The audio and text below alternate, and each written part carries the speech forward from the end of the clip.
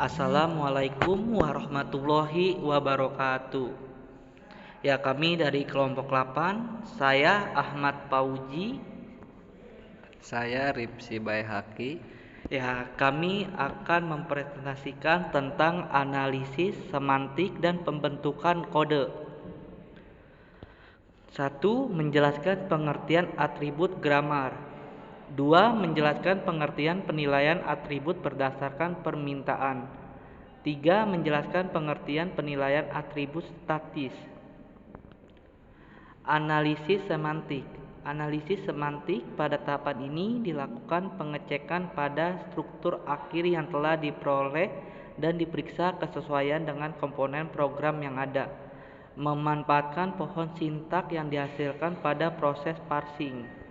Analisis semantik berarti menentukan makna dari serangkaian instruksi yang terdapat dalam program sumber. Atribut grammar. Masing-masing pada dasarnya ternyata merupakan perhitungan pada pohon sintaksis itu akan senang rasanya memiliki mekanisme deskripsi juga untuk tugas-tugas ini yang darinya implementasi dapat dibuat secara otomatis. Mekanisme deskripsi yang elegan dan kuat yang dapat memenuhi tujuan ini adalah ditawarkan oleh tata bahasa atribut. Tata bahasa atribut memperluas tata bahasa bebas konteks dengan mengaitkan atribut dengan simbol tata bahasa bebas konteks yang mendasarinya. Atribut ini adalah wadah untuk informasi semantik statis. Nilai mereka adalah dihitung dari komputasi yang dilakukan pada pohon dengan komputasi melintasi pohon sesuai kebutuhan. Himpunan atribut simbol X dilambangkan dengan A(AX). Dengan setiap atribut A dikaitkan dengan tipe yang menentukan himpunan nilai mungkin untuk instansi. Atribut pertimbangan produksi P sama dengan XO sampai dengan X1 XK dengan K 0 muncul di sisi kanan untuk membedakan kemunculan simbol yang berbeda dalam P produksi diberikan penomoran dari kiri ke kanan. Sisi kiri non-terminal XO akan dilambangkan dengan PO, simbol ke I di sisi kanan dengan PI untuk I. Atribut pada simbol X memiliki kemunculan atribut pada setiap kemunculan X dalam sebuah produksi.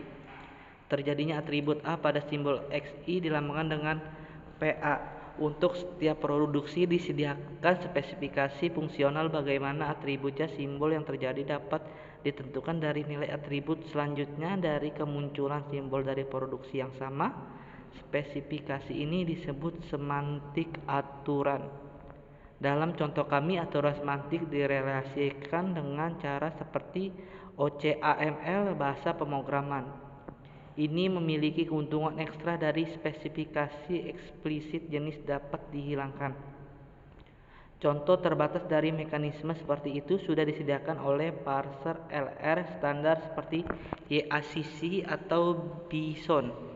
Di sini setiap simbol tata bahasa dilengkapi dengan satu atribut untuk setiap produksi, maka ada satu aturan semantik itu menentukan bagaimana atribut kejadian non-terminal yang terjadi di sisi kiri ditentukan dari atribut kemunculan di sisi kanan.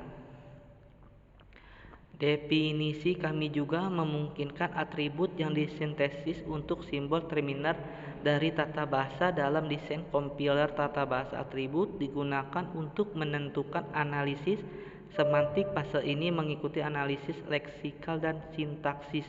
Dalam analisis semantik, pila tersebut yang disintesis dari simbol terminal memainkan peran penting. Atribut khas yang disintesis dari simbol terminal adalah nilai konstanta, representasi eksternal atau pengkodean unik nama, dan alamat konstanta string. Nilai atribut ini diproduksi oleh pemindai, setidaknya jika diperluas oleh semantik fungsional.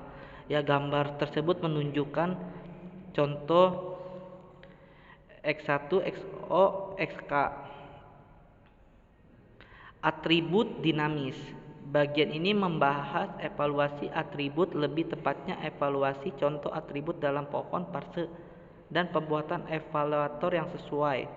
Tata bahasa atribut mendefinisikan untuk setiap pohon parse T dalam CFG yang mendasari sistem Persamaan AST sistem evaluasi atribut yang tidak diketahui dalam sistem persamaan ini adalah contoh atribut simpul T. Mari kita asumsikan bahwa tata bahasa atribut dibentuk dengan baik. Dalam hal ini, sistem persamaan tidak bersifat rekursif sehingga dapat diselesaikan dengan metode eliminasi. Setelah langkah eliminasi, memilih satu contoh atribut untuk dievaluasi berikutnya yang hanya harus bergantung pada contoh atribut yang nilainya telah ditentukan. Penilaian atribut seperti itu murni dinamis jika tidak mengeksploitasikan informasi atau tentang ketergantungan dalam atribut grammar. Evaluasi atribut dinamis yang cukup efisien untuk tata bahasa atribut yang dibentuk dengan baik diperoleh jika contoh atribut dievaluasi sesuai permintaan. Evaluasi berdasarkan permintaan berarti bahwa tidak semua contoh atribut menerima nilainya. Sebaliknya, nilai contoh atribut dievaluasi hanya ketika nilainya dipertanyakan. Ya, selanjutnya akan dibacakan dengan Ripsi Baihaqi.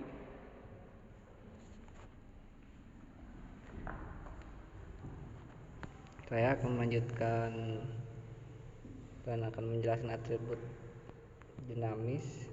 Evaluasi atribut dinamis yang cukup efisien untuk kata bahasa atribut yang dibentuk dengan baik diperoleh jika contoh atribut dievaluasi sesuai permintaan.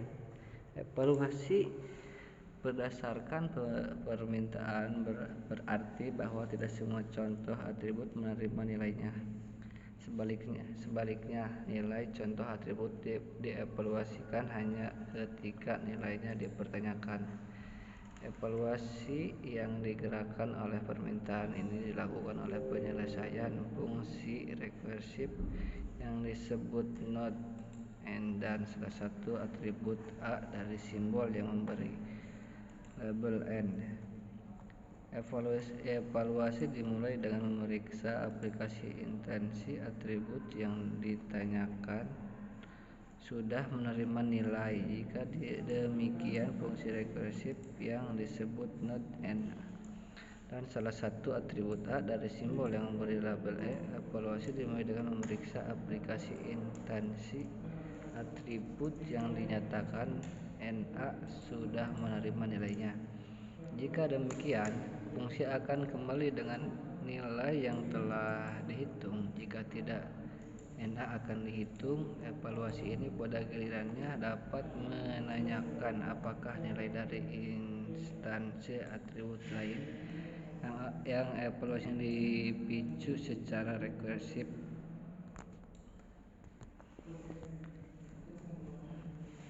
Atribut statis. Evaluasi atribut statis tidak memanfaatkan informasi tentang tata bahasa atribut. Untuk meningkatkan efisien evaluasi atribut, metode evaluasi atribut yang lebih efisien dimungkinkan jika pengetahuan tentang ketergantungan fungsional lebih efisien. Dimungkinkan jika pengetahuan tentang ketergantungan fungsional dalam produk diperhitungkan. Munculnya atribut V, I, A dalam produk V secara fungsional bergantung pada kejadian adalah argumen dari aturan semantik. Untuk PIA, ketergantungan produksi lokal menentukan ketergantungan dalam sistem persamaan AST. Berdasarkan ketergantungan fungsional, terkadang atribut dapat dievaluasi sesuai dengan urutan kunjungan yang ditentukan secara statis. Urutan kunjungan menjamin bahwa contoh atribut hanya dijadwalkan untuk evaluasi ketika contoh argumen untuk aturan semantik terkait sudah dievaluasi.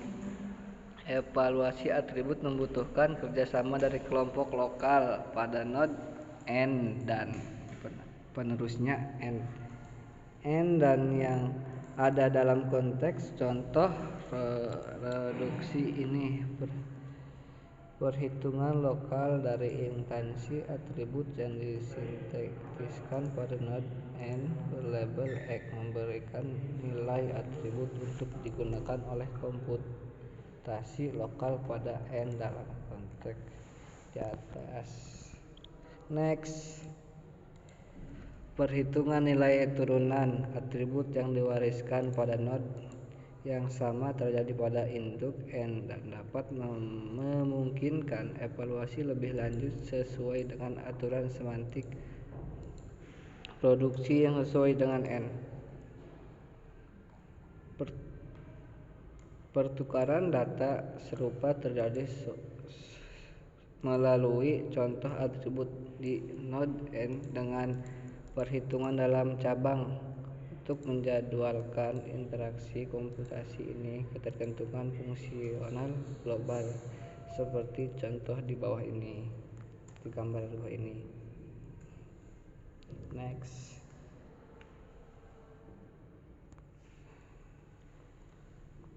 ketergantungan antar contoh atribut perlu turunan dari ketergantungan produksi lokal. Untuk produksi V, biarkan V menjadi himpunan kejadian atribut di V. Aturan semantik untuk produksi V mendefinisikan relasi fungsional lokal produksi pada himpunan O. Relasi D berisi pasangan P, J, V. V dari atribut muncul jika dan hanya jika P, J, B muncul sebagai argumen dalam aturan semantik untuk P, I, A. Selanjutnya, kesimpulan dari judul kami. Ya, kesimpulannya adalah atribut adalah spesifikasi yang mendefinisikan properti dari sebuah objek, elemen, atau file. Ini juga dapat merujuk dan mengatur pada nilai spesifik dari suatu objek. Grammar adalah model yang berguna saat merancang perangkat lunak yang memproses data dengan struktur rekursif. Evaluasi adalah proses mendapatkan makna atau arti dari sebuah kode. Ya, sekian atas presentasi dari kelompok 8. Ya, kurang lebihnya mohon dimaafkan. Wabillahi taufik wal hidayah. Wassalamualaikum warahmatullahi wabarakatuh. Jangan lupa subscribe.